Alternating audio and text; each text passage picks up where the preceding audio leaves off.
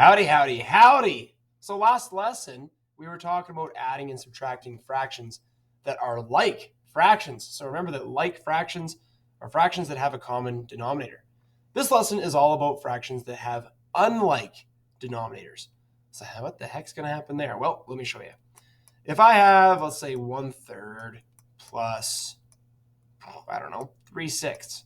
Sure. How the heck am I going to add that up? Well, a newbie would make the mistake of going, well, 3 plus 6 equals 9 for my new denominator.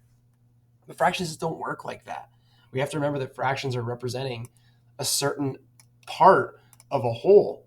And I can't just add them all together. It doesn't work out properly because what we're doing is changing the size of those holes if we were to do that. And that just doesn't work. So I need 3/6. I'll steal it from up here. Okay, there we go. Okay, cool. So I got 1/3 plus 3/6 equals something. Well, let's take these shapes and just put them all together and see what that looks like. All right, cool. It looks like almost a whole, but it's not quite. How can I use a fraction to represent this? Am I going to put thirds on the denominator? Am I going to put 6 on the denominator? I can't, because I've got two different types of shapes here. I can't put thirds, I can't put 6, because I've got two different fractions, two different parts of a whole. So what I can do rather is take a look at these shapes and see if I can make them into the same size, or rather the same part of a whole or the same fraction. So I noticed that these thirds, they look like they're just double the 6. They're the size of 2/6. So what if I just split these in half like this? Well, hey, check it out. All of a sudden I'm dealing with a whole bunch of 6ths. I would have had to have done that down here too. So let's just turn this third into some 6ths. So what is that now? Well, check it out. Instead of it being 1/3, I've actually got 2/6. And now, with my two terms, my two fractions, now I've got a common denominator. It's like I'm doing like fractions all over again. So those rules stay the same. I take the bottom, or rather the denominator. It stays the same for my answer. Okay, and then I just add the numerators. So 2 plus 3 equals 5. And my visual shows that. 1, 2, 3, 4, 5. So when we are adding unlike fractions that have a different denominator, what we have to do is find a common denominator. Okay, and that's what we're going to be working on the next 2 lessons. So how the heck can we do that? Well, let's do another example. We'll make a subtraction one this time. Let's go 1/2 take away 1/6. Sure. Okay. Now, the way we're going to be doing it here in lesson 9 is something called the ECD, which sounds scary, but it really isn't. What it stands for is easy common denominator. We're just going to find the easy common denominator here.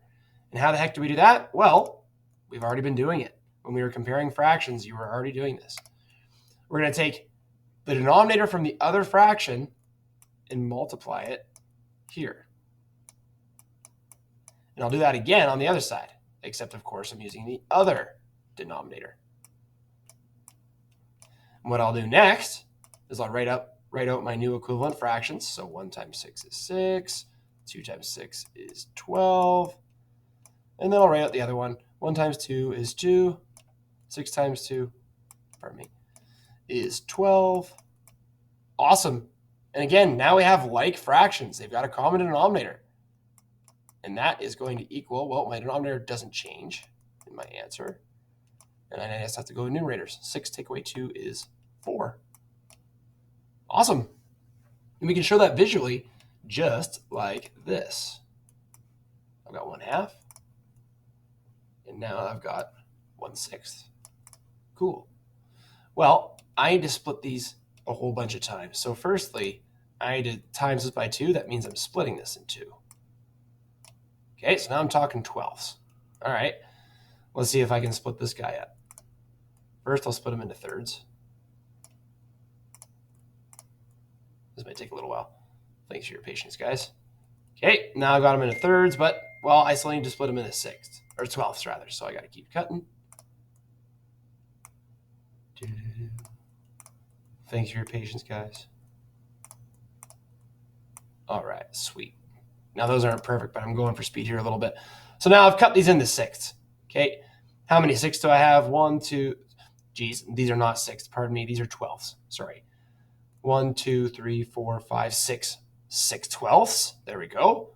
I split this into twelfths as well, and I've only got 2 of them. What if we combine them? What would that look like?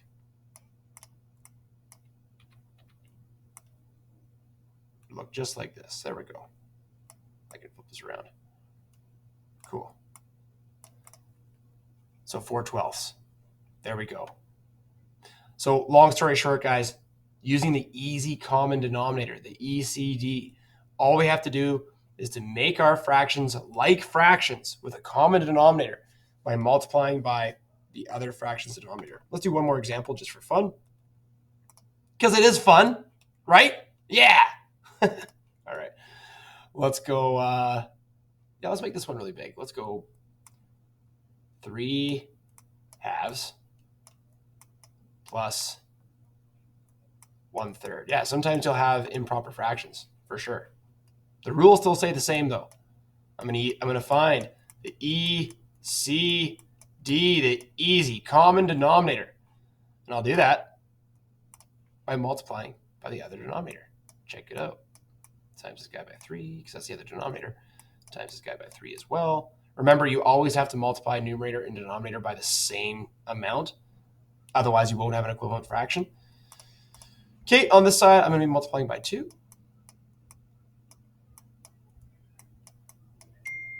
My next step, of course, is to write down the new equivalent fractions. So 3 times 3 is 9. 2 times 3 is 6. Plus 1 times 2 is 2. 3 times 2 is 6. And check it out. I've got a common denominator. And now I can actually add these bad boys. So remember, your denominator does not change. We're still talking sixths no matter what. What does change are your numerator. So 9 plus 2 is 11 sixths. And we can represent that visually using diagrams. So boom, I've got my 3 halves right here. Okay. Now I've got my 1/3 right there. Let's just go ahead and copy all these right now.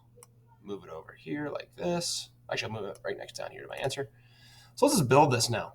Let's see what this is going to look like. Okay, so this is the amount of stuff I have. And that's awesome, cool, almost 2 wholes. But again, I don't know what fraction this is because I've got 2 different types of fractions within it. So by finding that easy common denominator, essentially what I did was this. I turned them all into sixths. So I'll cut this first one, then I'll pause it, not to waste your time. Okay, so we can see how my halves, I've cut them up. This one into 3 sixths. I'll do the same thing with these guys. Presto, boom, there you go. My halves have turned into sixths now. I'll do the exact same thing with my third, boom. And now I'm dealing with a whole bunch of sixths.